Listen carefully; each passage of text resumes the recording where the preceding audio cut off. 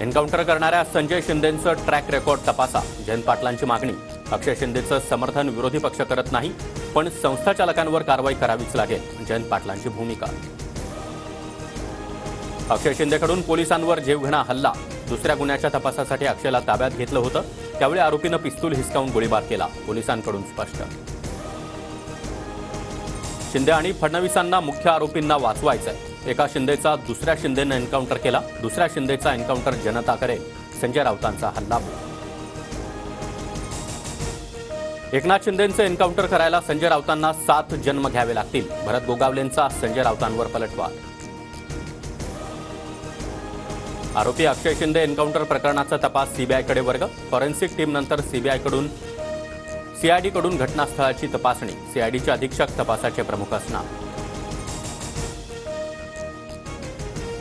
बदलापूर प्रकरणातील आरोपी अक्षय शिंदेचं शवविच्छेदन पूर्ण, थोड्याच वेळात अक्षय शिंदेचा मृतदेह मुंब्रा पोलीस अंत्यसंस्कारासाठी कुटुंबियांकडे सोपवणार, जे रुग्णालयाच्या शवविच्छेदन अहवालाकडे लक्ष।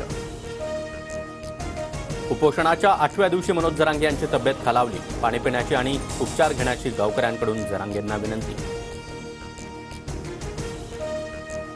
सिंधुदुर्गातील कुडाळमध्ये मुसळधार पाऊस, बंधारा वाहून गेल्यानं 2 गावांचा संपर्क तुटला, वैभववाडीतील भुईबावडा घाटामध्ये दरड कोसळल्यानं वाहतूक ठप्प।